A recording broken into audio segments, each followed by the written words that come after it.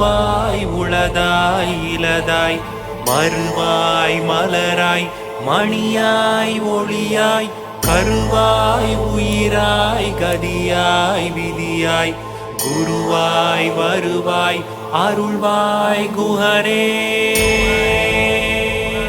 தண்டையணி வெண்டயம் கிண்கிணி சதங்கையும் தன் கடல் சிலம்புடன் கொஞ்சவே நின்.